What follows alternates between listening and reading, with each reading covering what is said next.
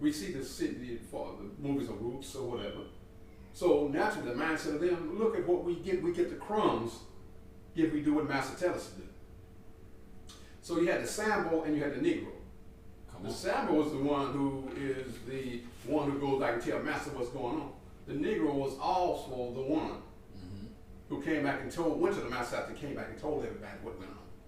So you had these two splits going against each other. The Negro versus the Sambo. In other words, Uncle Tom, let me put it like that. Okay. Uncle Tom has not always been a bad I man. want it all. Okay, let's understand that. So the Uncle Tom spirit was, again, you come back and tell, well, Master, hey, what's going on? Then you come back and say, hey, brother, hey, sister, this is going on. That's what the African American don't understand today.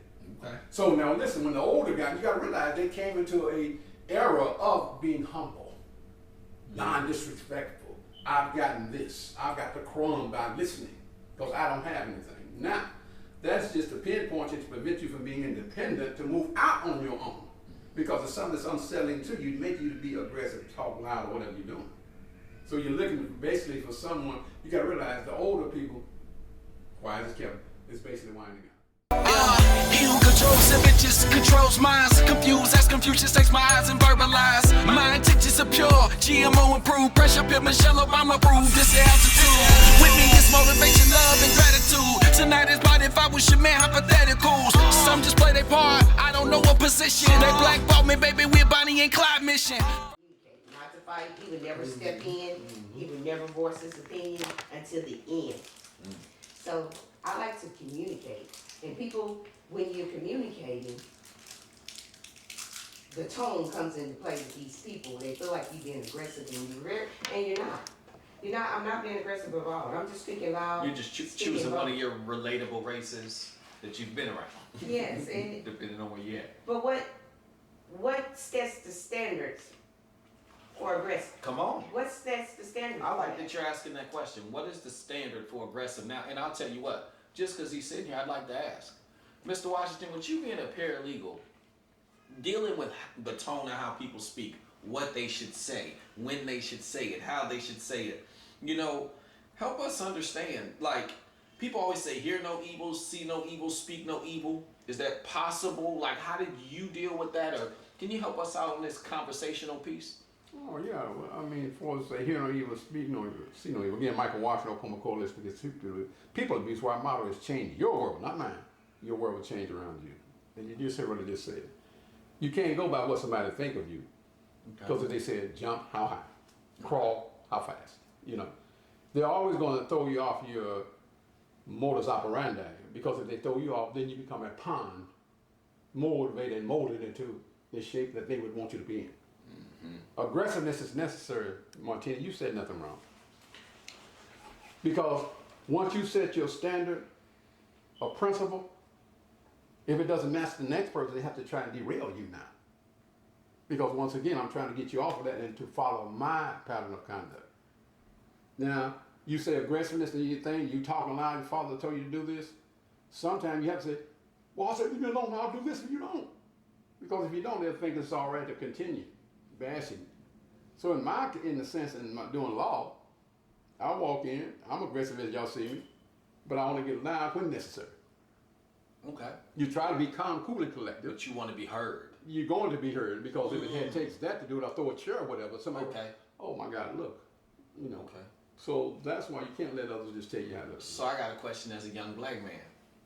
What about when everybody that's your elders come up to you and they say, if you just calm down a little bit, and they look like you, how should I respond as a young man to them that would be respectful? Thank you. First of all, so that they understand where I'm coming from too. In white society, you got to realize you're in a white society, a white supremacist. Okay, let's understand that. We've been taught to be docile, non-combative on the slave plantations. So when you got the mindset of being argumentative, we see the city for the movies of Roots or whatever. So naturally the mindset of them, look at what we get the crumbs if we do what Master tells us to do. So you had the Sambo and you had the Negro. The Sambo was the one who is the one who goes back and tell Master what's going on. The Negro was also the one who came back and went to the master and came back and told everybody what went on. So you had these two splits going against each other. The Negro versus the Sambo. In other words, Uncle Tom, let me put it like that. Okay. Uncle Tom has not always been a bad I man. want it all. Mm-hmm. Okay, let's understand that. So the Uncle Tom spirit was, again, you come back and tell, well, Master, hey, what's going on? Then you come back and say, hey, brother, hey, sister, this is going on. That's what the African American don't understand today. Okay. So now listen, when the older guy, you got to realize they came into a era of being humble, non-disrespectful. I've gotten this. I've got the crumb by listening because I don't have anything. Now, that's just to pinpoint you to prevent you from being independent to move out on your own because it's something that's unsettling to you to make you to be aggressive, talk loud, or whatever you're doing. So you're looking basically for someone, you got to realize the older people, quiet as kept, is basically winding out. I've been successful all this time. I ain't been ran up. I ain't doing this, okay? If we continue that pattern and trend, we're going nowhere fast. So you have to have somebody out here say, oh no, these changes need to be made now because this is another generation. So, and I'll curb it here because I'm going to get back to you because I want to ask. What's your opinion on police reports? So being younger, most people would say they don't want to file police reports, restraining orders. They don't want to do that. You know, young folk. I won't pick on the older folk just yet. But the young folks like, man, I'm not filing no police report. I'm not finna be no snitch. Well, I'm not doing that. What would be your opinion on that? Now, I'm glad you said that. And once again, allowing someone else's opinion to prevent you from getting justice. Mm-hmm. You have people in seats of authority to correct something that you can't correct, rather than yourself going to the extreme and basically busting them upside the head or whatever. You're going to have some kind of way. We need to have some type of a system. All of us got to have some way we can all get along. Yes, that's it. Whether you're black, white, blue, green, gray, yellow. That's it. Correct. So us black folk got to learn how to use that system. There's no way around. That's why it's for all of us, not just for some. Well, I use the system. Okay. So if you will, And talk to me about this police report I system. used the system, and the system got me charges. So I would never, I'm telling you, I would never call 911. I would never go seek the police help or nothing. I wouldn't. I'm afraid of the Wait. police. Because there's not just, hold up. Because you're saying you just worked with one police officer. There's more?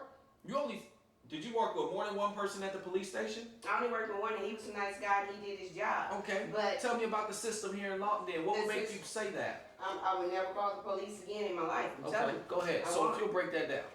Because I went and made a complaint as my right, a complaint. I just wanted it on record because I've been sending emails to our government and they wasn't helping me. They was not. I wasn't getting a response back from my email. Okay. I got one response back from my email, and that was from the secretary that said, I got your email and I will forward it to people. How long of a span was this?